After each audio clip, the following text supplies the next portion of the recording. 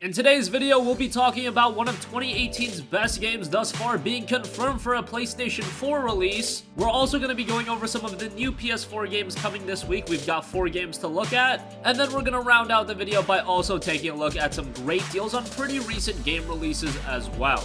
First, let's talk about a great game that has been confirmed for a PlayStation 4 release. This game released on PC just a little while ago, and that is Frostpunk. And if you don't know what Frostpunk is, I don't really blame you, because in the PlayStation community, nobody's really been talking about it, but it just recently released on PC, and it's a city-building survival game by 11-Bit Studios. Now, 11-Bit Studios, not the most recognizable studio in the world, but back in 2014, they released the excellent This War of Mine. That was another game that originally released on PC, later saw a PlayStation 4 port. So hearing that Frostpunk has been confirmed for the PlayStation 4 isn't all too surprising, but it's great to hear nonetheless, because this has quietly become one of the best games of 2018 thus far. Now, if you don't know what Frostpunk is, it's a city-building survival game, and it's set in an alternate timeline in 1886. Snowstorms and frost led to failing crops and the death of millions. You're the leader of a group of people who fled the cold and the hunger to find a heat generator. Your task is to manage them so they would fire up the generator and build a city which should cover their basic needs. Right now on Metacritic, the game has an 87 out of 100, so that's a pretty good score. Really, anything above an 85 is really good, and an 87 for a game like this, considering it didn't have all too much hype, that's a really solid score. And while Frostpunk is a game that's more designed for a PC audience, hopefully it makes a solid transition over to the PlayStation 4,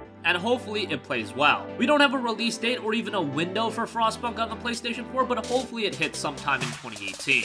Moving on from that, let's go over some of the new PlayStation 4 games coming this week. We've got 4 notable titles that are all pretty interesting. Nothing super big budget this week, but some pretty interesting titles nonetheless. First, let's look at the games coming this Tuesday on May 1st. We've got Super Mega Baseball 2, a very charming baseball game, and the follow-up to the first Super Mega Baseball, which was a very accessible game. As I mentioned, super charming, has a great art style, not to be taken all too seriously, but a lot of fun to be had with that. For PlayStation VR owners, you'll be getting Killing Floor Incursion, a notable entry in the Killing Floor franchise, but of course, with this being a PSVR focused title, it's going to be far different than previous Killing Floor titles. It's going to have its own unique story. It's just a Killing Floor game in name alone and some design elements, but gameplay-wise, it is going to be quite different. We've seen games of franchise go this route. If you remember, Until Dawn Rush of Blood wasn't really anything like Until Dawn. Killing Floor Incursion is kind of similar to that. Speaking of PlayStation VR, a game that is playable through VR is Battlezone, and Battlezone will be getting its Gold Edition on May 1st.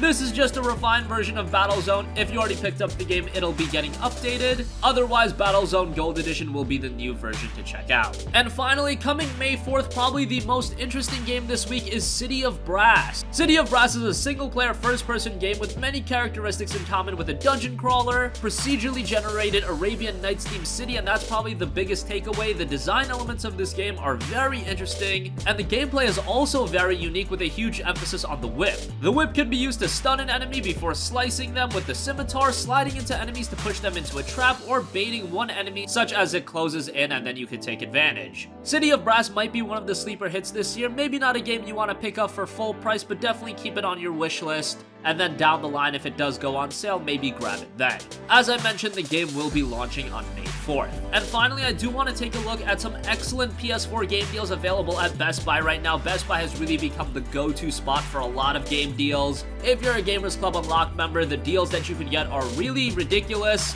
Unlike Amazon Prime, where it's only applicable towards pre-orders, the 20% off that is, GCU is applicable to their entire catalog, and it's only $30 for a 2-year subscription, so if you buy a couple of games, you're gonna make up that in no time. So as far as the deals go, Far Cry 5 has been discounted $10. It's down to $50 base and $40 for GCU subscribers. Now, while this is a really good deal, and Far Cry 5 is a really good game, Ubisoft games haven't been holding up in terms of pricing for a while now. You've noticed that Ubisoft games go on sale really quickly. I mean, you look at Assassin's Creed Origins just a few months after the release of that game, and that game was received very well. It was readily available for just $30, $24 with GCU, so I could see Far Cry 5 going a similar path. However, if you are very eager to play the game, know that it is a great game, and for $40, that's a really good pickup with your GCU subscription. Tekken 7 is down to just $20, $16 with GCU. I was a big fan of Tekken 7. I think it's a very accessible fighting game. Even if you're not the biggest fan of fighting games, there's a quality single-player component in there, and even the online, you can have some fun with it, and for just $16 after your GCU subscription, it's a really good deal. Monster Hunter Hunter World is down to $45 once again, $36 for GCU subscribers. What more can I say about Monster Hunter World that hasn't already been said? You have so much content in this game, so much time to invest, and this is an experience that Capcom is very committed to. They're always releasing updates, free updates at that, that's fleshing out the experience even more, and the experience is already filled with depth. Just a game you can put hundreds of hours into, and at just $36, it's absolutely worth that.